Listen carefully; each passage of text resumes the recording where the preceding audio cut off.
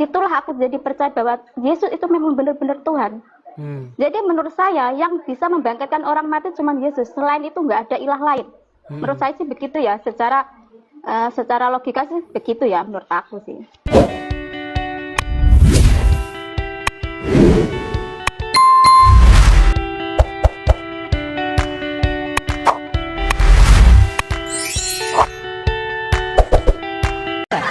Coba, saya pengen tahu alasan yang apa namanya akhirnya membuat kamu tidak percaya Islam itu apa?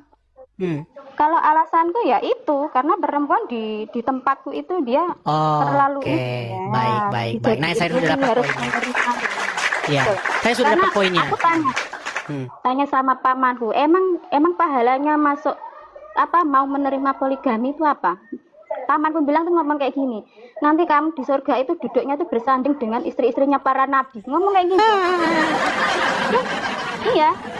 Terus aku ngomong gini, loh, emang aku kenal sama istri-istrinya para nabi? Kita kan nggak kenal.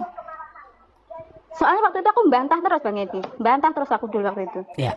Nah terus terakhir kemarin tuh aku baptis itu kan bulan 6 kemarin ini ya, tanggal 13. Oh, akhirnya masuk Kristen? Iya, sudah masuk.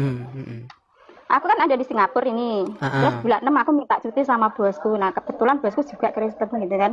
Aku dikasih uang itu sampai 30 juta untuk libur untuk foya-foya ke mana? Ke Indonesia gitu kan kemarin. Akhirnya aku liburan, terus aku minta baptis sama gereja yang dekat sama rumahku ya di Pantai Kosta itu. Langsung aku minta dibaptis bahwa aku di sini itu cuman cuti, waktuku cuman pendek Pak, tolong aku minta dibaptis. Akhirnya dibaptis dari Jumat tanggal 13 kemarin itu. Jadi gini Bang, yang membuat aku keluar itu nggak sembarangan keluar ya. Semua tuh memang harus aku selidiki dulu, Kristen tuh kayak gimana sih gitu kan.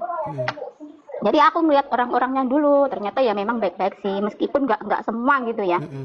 Terus aku di situ dijelasin sama temanku juga. Ditanya, menurutmu nama Tuhan mana yang bisa membangkitkan orang mati di tahun 1940? Emang siapa Bang? Dia bilang namanya adalah Smith Wigglesworth. Aku cek di situ, ternyata benar. Disitulah aku jadi percaya bahwa Yesus itu memang benar-benar Tuhan. Jadi menurut saya yang bisa membangkitkan orang mati cuma Yesus. Selain itu nggak ada ilah lain. Menurut saya sih begitu ya. Secara logika sih begitu ya menurut aku sih. Ya. Oke, saya tanggapi ya. Jadi begini. Jadi pertama alasan yang membuat Kak Ana meninggalkan agama Islam itu adalah bagaimana agama Islam memperlakukan seorang wanita. Betul. Ya. Betul. Jadi memang kalau kita belajar agama Islam, memang wanita itu diperlakukan memang ya sedemikian rupa lah. Bahkan kalau ada sebuah negara, kita kasih contoh ya, misalnya negara-negara yang berbalik dari negara demokrasi ke negara Islam. Contohnya Afghanistan, Pakistan, dan lain sebagainya. Itu perempuan-perempuan pada kabur dari sana. Kenapa perempuan-perempuan pada kabur? Karena perempuan itu akan benar-benar dikekang sekali. Jadi atlet nggak boleh. Jadi apa nggak boleh pokoknya merana. Bahkan di Arab Saudi. Itu hidup saya seperti itu. Iya, bahkan di Arab Saudi perempuan boleh nyetir itu baru-baru ini. Sebelumnya nggak boleh. Pokoknya perempuan itu benar-benar susah. Dulu, bahkan waktu di pondok itu ya, di pondok itu, aku pakai parfum itu ya, hadiah dari temanku. Itu pun dilarang aku pakai parfum. Padahal kan bukan niat aku untuk mancing-mancing cowok gitu ya. Aku dituduh bahwa aku tuh mancing-mancing cowok. Yang mancing saya siapa? Oh, aku mikirku kan gini, di sini cowoknya jelek-jelek, nggak ada yang ganteng sih menurut aku, beneran. Betul. Maksudnya begini. Jadi memang kalau dalam ajaran agama Islam itu memperlakukan wanita itu sedemikian rupa sehingga perempuan itu seperti tidak punya hak lagi untuk ngapa-ngapain selain daripada organ reproduksi saja. Ini mohon maaf ini, memang harus begitu. Jadi perempuan itu hanya seperti mesin reproduksi anak saja, tidak lain daripada itu dalam diperlakukan orang-orang perempuan. Bahkan sebab pamanku sendiri ya, itu Pak ngurus pondok Bang Itis. Pondoknya itu pondok terkenal dan dia pondoknya gede banget karena pamanku bahkan dulu tuh kaki tangannya Bapak Imam Abdul Sweh. Selanjutnya aku nggak mau nyebutin di sini. Oke, saya lanjutin ya. Gini, menurut Muhammad mayoritas perempuan itu menjadi penghuni neraka. Terus segala sesuatu ini bahkan ada seorang kalau Ana tahu ada seorang pendebat Islam itu namanya Rifa. Dia itu sampai dia itu udah hampir murtad itu gara-gara seperti Anda persis. Dia ngalamin seperti Anda ini. Dia mengatakan, kenapa orang Islam memperlakukan wanita jadi kambing hitam katanya. Itu pernah Ripa sampai seperti itu, sampai dikatakan kamu harus syahadat lagi. Tapi ya dia akhirnya masih tetap Islam. Sampai sekarang dia masih Islam. Dia bilang begini, negara hancur karena ulama, ulama hancur karena wanita. Wanita yang disalahin lagi. Apa-apa karena wanita. Nanti anu terseret karena wanita.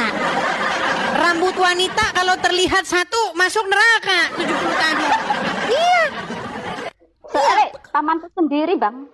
Kalau ada rambut wanita jatuh kelihatan dilihat oleh orang lain, maka satu rambut itu 70 tahun Anda di neraka.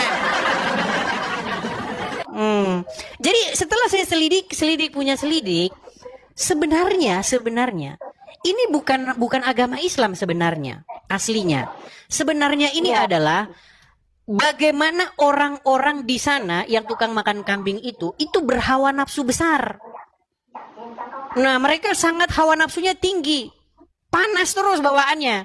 Jadi nggak bisa ngeliat perempuan, nggak bisa. Ada muhrim, ini muhrim bahaya. Nah, jadi itu membuat perempuan-perempuan di sana itu memang dibungkus sedemikian rupa supaya tidak menggoda pria, karena pria di sana itu ininya tinggi, ubun-ubunnya mendidih terus. Nah, sehingga kalau kita baca Al-Quran, itu ada larangan istri-istri Muhammad tuh nggak boleh keluar rumah, istri Muhammad. Nah, sehingga itu dikembangkan tuh. Jadi bukan istrinya Muhammad saja. Jadi semua perempuan-perempuan tuh harus dibungkus. Makanya kita banyak melihat perempuan-perempuan cadaran begitu kan, sampai bajunya nutupin lampu sen. Itulah yang diperlakukan oleh orang Islam terhadap perempuan. Gitu. Betul banget. Dan banyak hal-hal lagi. Sendiri pun istrinya 4, Bang. Ya. Di dalam Al-Quran dikatakan seperti itu. Ya, sunnah Rasul katanya. Bahkan hadis digembar-gemborkan bagi perempuan yang rela mengizinkan suaminya kawin lagi, maka pintu surga akan dibuka lebar. Itu kalau perempuan-perempuan cerdas, bilang aja belgede sakala-kalan itu. Itu kalau perempuan-perempuan mau berpikir cerdas, tapi faktanya memang begitu. Yang terjadi di negara-negara yang bergejolak jadi negara-negara Islam. Saya kasih contoh ya, Afghanistan, Pakistan, itu perempuan-perempuan di sana sangat tersiksa. Makanya banyak kabur itu. Atlet-atlet itu mereka kabur dari negara itu karena Islam memperlakukan perempuan itu seperti itu. Bahkan di Iran itu pernah terjadi demo besar-besaran. Bagaimana seorang perempuan itu sampai mati dia itu. Betul. Memprotes dan mereka melepas jilbabnya dan membakar jilbabnya di sana perempuan-perempuan. Nah sekarang di Indonesia perempuan lomba nutupin kepala. Ya silakan. Ini maksudku gini loh Bang, ini khususnya orang Indonesia ya, orang Islam Indonesia ya. Mereka ini kan era digital ya kan. Kita kan bisa searching gitu ya, berita-berita tentang Islam, terus kita bisa mencari info tentang berita-berita dunia Islam di negara lain itu kayak gimana, perempuan diperlakukan kayak gimana, itu kita harusnya kan sudah tahu ya, untuk mencari info itu loh. Masa ya orang Islam di Indonesia sendiri kok nggak mau belajar dari situ, kok nggak mau kok nggak mau lihat-lihat infonya atau gimana. Banyak orang perempuan tersiksa kayak di Taliban itu kan, harusnya kita bisa berpikir waras gitu loh. Kenapa kok banyak perempuan nggak waras gitu? Itu yang bikin saya heran.